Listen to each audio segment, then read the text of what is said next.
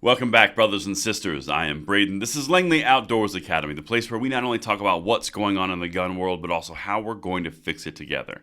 And the content that I've got for you today is I went back in the Wayback Machine on the internet and found some clips from Jim Jordan. And now the reason this is important is he's up for speaker today. And I wanted to show you guys where he stands on our Second Amendment so you can be prepared to either be really, really happy or really, really depressed. Because we're coming from Speaker McCarthy, who was a California-style rhino. But the stuff I'm about to show you right here, you might enjoy.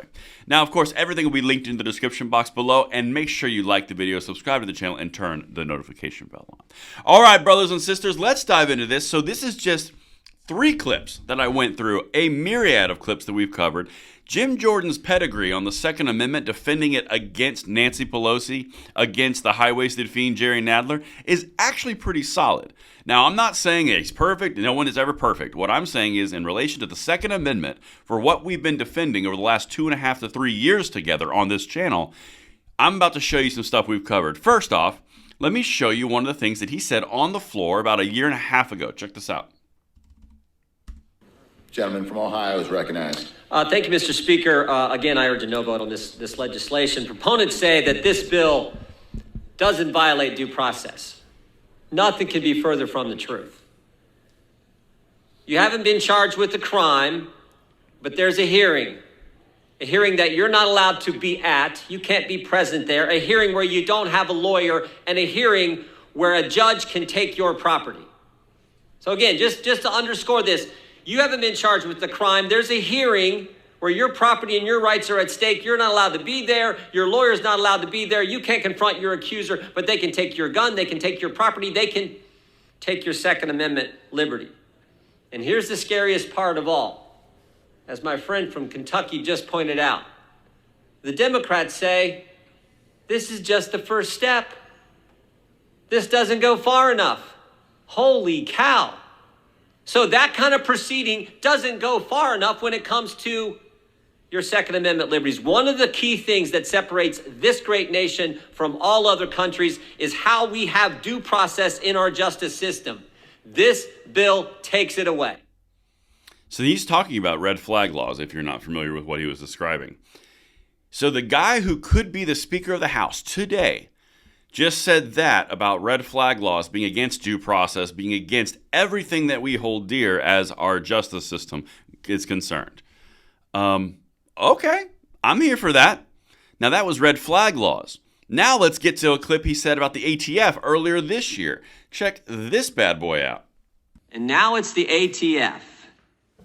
Except with the ATF, they don't even claim to be experts. The director said so last week. Last week in a hearing in front of Congress in the Appropriations Committee, he was asked about firearms. He said, I'm not an expert in firearms. Not an expert, but still trying to run Americans' lives. You would think the head of the agency tasked with regulating the entire firearms industry, a constitutionally protected industry, would know something about firearms. It's a valid point, you would think. So far, just in the 2 clips I've shown you, I've got a third one here in a second, which is another huge important piece.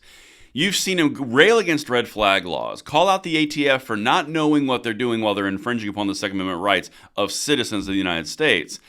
And he's also defended against the AR bans. He's defended against the MAG bans. He's defended against the 1,000% AR taxes, H.R. 8, 1446. The guy has been a pretty stalwart defender and even gone on the offense against the gun control factions in our federal government. He has. Now, again, I want to reiterate, I'm not saying he's perfect, but what I'm saying from a gun-related perspective, he's got a pretty good pedigree. And now, let me show you the last clip, and this one speaks to congressional overreach through the executive branch. This is what I like to see, to be quite honest. Check this out.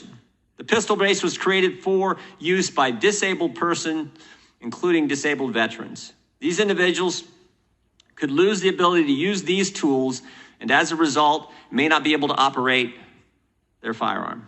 Under the new rule, these firearm owners will be required to obtain special registration, surrender or destroy their brace by the compliance date, or they will face severe criminal penalties. This is not the result of a decision made by Congress. Congress didn't change the law. No bill was introduced in this committee, passed by this committee, passed by the House, passed by the Senate, and signed by the president. Nope. This rule turns law-abiding gun owners into felons is a result of unelected bureaucrats simply enacting a new regulation. And that's not how it's supposed to work in our great country. Congress writes the laws and the executive branch enforces them. Here, the executive branch has taken power from Congress in deciding what the law should be, and that they charge themselves with enforcing. Director Dettelbach has in essence become a one-man Congress. Any questions? Legitimately, those are all amazing clips, and that's just 3 clips out of the myriad that are available that we can run through. He does have a solid background of defending the Second Amendment rights and even going on the ATF and calling them out for the usurpations of Congress. He just did it in that last clip. He's also mirrored that in existing letters that we've covered on this channel. Same thing with Chip Roy. There are some people out there, and if Jim Jordan fulfills his role, if he gets the speakership, which is going to be voted on today, and he maintains this hard line of the Second Amendment enforcement and the Second Amendment protections, you got anti-red flag law rhetoric coming out, you got anti-ATF usurpation of Congress coming out, and you've got the ATF not being experts and being called out for being incompetent. Okay, that's a good starting place. Get him as speaker, take back the Senate, and get a Republican president in there, and that might be actually something fun to watch. Just saying. But that's what I've got for you guys. Let me know what you think in the comments field below. How do you feel about Speaker Jim Jordan, not Speaker Jim Jordan? And to be honest, we're going to find out today. Thank you so much for watching, and I will see you on the next one. I'm Braden. See you later.